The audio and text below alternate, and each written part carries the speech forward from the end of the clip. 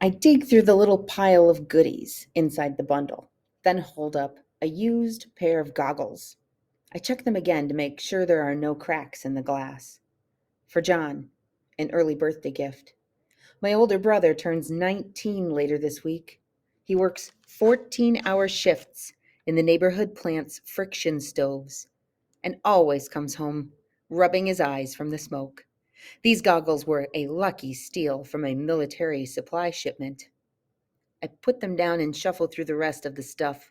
It's mostly tins of meat and potato hash I stole from an airship's cafeteria, and an old pair of shoes with intact soles. I wish I could be in the room with all of them when I deliver this stuff, but John's the only one who knows I'm alive, and he's promised not to tell Mom or Eden.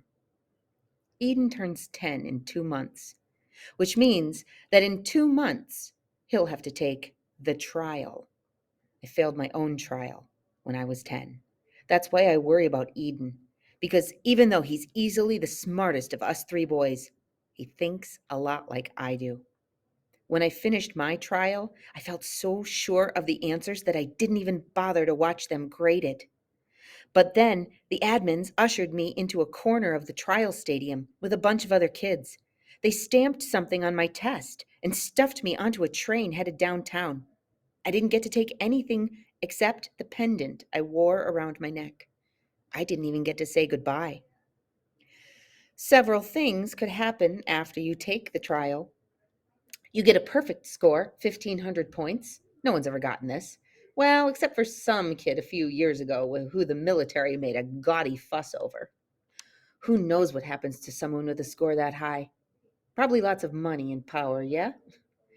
You score between 1450 and 1499, pat yourself on the back because you'll get instant access to 6 years of high school and then four at the top universities in the Republic: Drake, Stanford, and Brennan. Then Congress hires you and you make lots of money. Joy and happiness follow, at least according to the Republic. You get a good score, somewhere between 1250 and 1499 points. You get to continue on to high school, and then you're assigned to a college. Not bad. You squeak by with a score between 1000 and 1249. Congress bars you from high school. You join the poor, like my family. You'll probably either drown while working in the water turbines or get steamed to death in the power plants. You fail. It's almost always the slum sector kids who fail. If in this if you are in this unlikely category, the Republic sends officials to your family's home. They make your parents sign a contract giving the government full custody over you. They say that you've been sent away to the Republic's labor camps and that your family will not see you again. Your parents have to nod and agree. A few even celebrate, because the Republic gives them 1,000 notes as a condolence gift. Money, and one less mouth to feed. What a thoughtful government. Except this is all a lie. An inferior child with bad genes is no use to the country. If you're lucky, Congress will let you die without first sending you to the labs to be examined for imperfections. 5 houses remain. Tess sees the worry in my eyes and puts a hand on my forehead. One of your headaches coming on? No, I'm okay. I peer in the open window at my mother's house, then catch my first glimpse of a familiar face. Eden walks by, then peeks out the window at the approaching soldiers and points some handmade metal contraption at them. Then he ducks back inside and disappears from view. His curls flash white blonde in the flickering lamplight.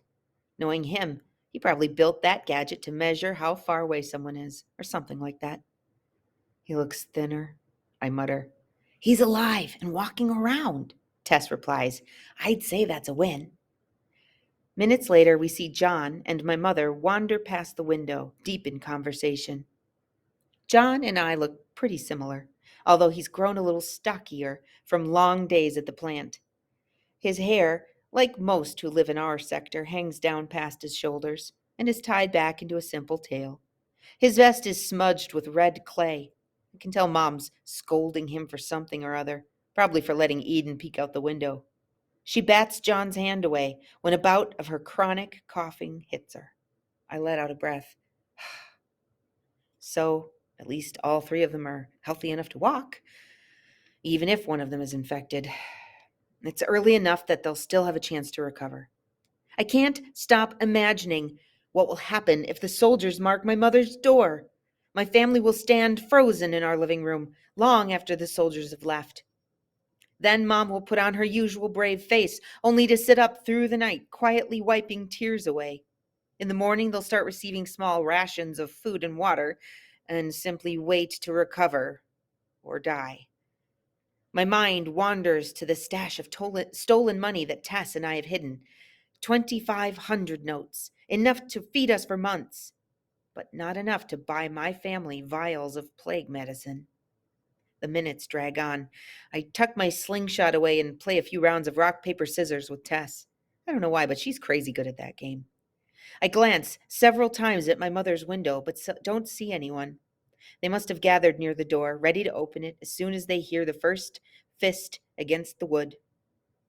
And then the time comes. I lean forward on the ledge, so far that Tess grips my arm to make sure I don't topple to the ground. The soldiers pound on the door. My mother opens it immediately, lets the soldiers in, and then closes it. I strain to hear voices, footsteps, anything that might come from my house. The sooner this is all over, the sooner I can sneak my gifts to John. The silence drags on. Tess whispers, "No news is good news, right?" Very funny. I count off the seconds in my head. 1 minute passes, then 2, then 4, and then finally 10 minutes, 15 minutes, 20 minutes. I look at Tess. She just shrugs. "Maybe their reader's broken," she suggests. 30 minutes pass. I don't dare move from my vigil. I'm afraid something will happen so quickly that I'll miss it if I blink. My fingers tap rhythmically against the hilt of my knife. 40 minutes, 50 minutes, an hour. "Something's wrong," I whisper. Tess pierces her lips. "You don't know that." "Yes, I do. What could possibly take this long?" Tess opens her mouth to reply, but before she can say anything, the soldiers are exiting my house, single file, expressionless. Finally, the last soldier shuts the door behind him and reaches for something tucked into his waist. I suddenly feel dizzy. I know what's coming. The soldier reaches up and sprays one long red diagonal line on our door. Then he sprays another line marking an X. I curse silently under my breath and start turning away. But then the soldier does something unexpected, something I've never seen before. He sprays a third vertical line on my mother's door, cutting the X in half.